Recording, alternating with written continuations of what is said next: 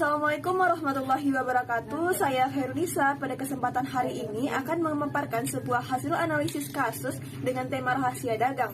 Nah, namun sebelumnya perlu kita ketahui bersama bahwa rahasia dagang itu sendiri diatur di dalam Undang-Undang Nomor 30 Tahun 2000 tentang rahasia dagang, di mana di dalam undang-undang tersebut dikatakan bahwa rahasia dagang adalah suatu informasi yang tidak diketahui oleh umum, baik secara teknologi maupun bisnis, yang memiliki nilai ekonomis karena berguna dalam kegiatan usaha, serta dijaga kerahasiaannya oleh pemilik rahasia.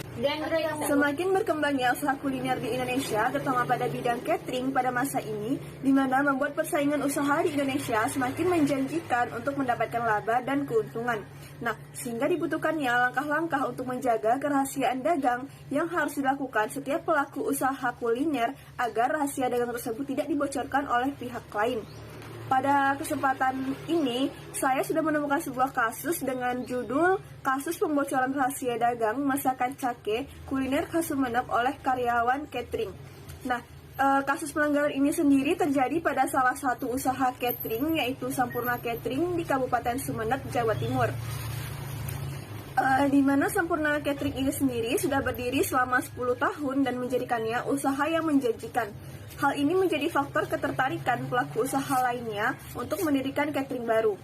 Kasus pelanggaran rahasia dagang ini sendiri dilakukan oleh mantan karyawannya sendiri, di mana mantan karyawan tersebut sudah bekerja kurang lebih selama 8 tahun dan telah mengetahui apa saja yang menjadi rahasia dagang dalam Sampurna Catering.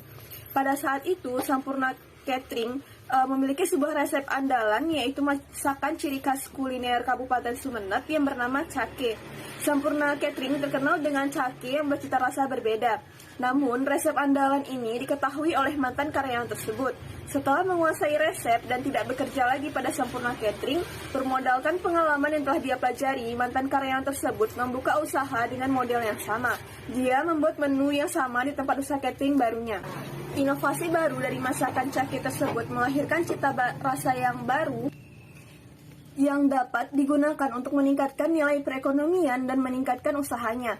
Hal ini mengakibatkan usaha Sampurna Catering mengalami kegoyahan dan penurunan omset. Perbuatan pelanggaran tersebut tentunya dilakukan tanpa sepengetahuan pemilik Sampurna Catering, sehingga secara tidak langsung mengakibatkan kerugian pada pemegang hak rahasia dagang.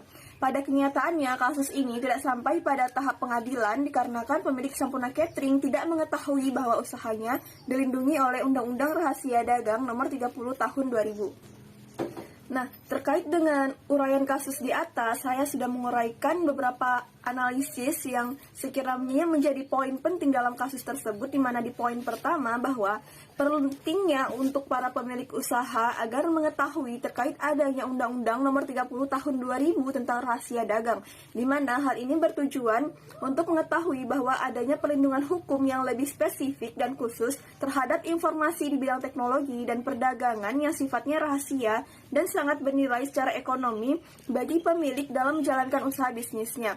Nah, dengan adanya Undang-Undang Rahasia Dagang tersebut, maka perlindungan hukum terhadap pemegang hak rahasia dagang semakin kuat.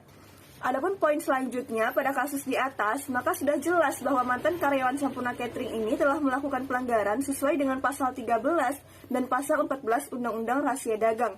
Maka menurut pasal 17 Undang-Undang Rahasia Dagang, perbuatan tersebut dapat dihukum pidana penjara paling lama 2 tahun dan atau denda paling banyak 300 juta rupiah.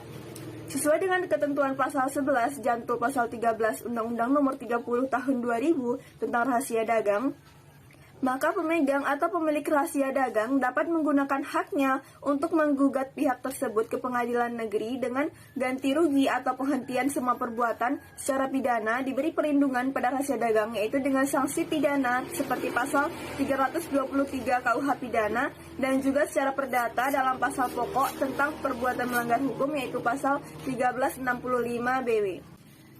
Baik, saya rasa sekian pemaparan analisis terkait kasus dengan rahasia dagang. Sekiranya apabila terdapat kesalahan dalam pengucapan, saya mohon maaf. Sekian, wabillahi taufiq wa hidayah. Wassalamualaikum warahmatullahi wabarakatuh.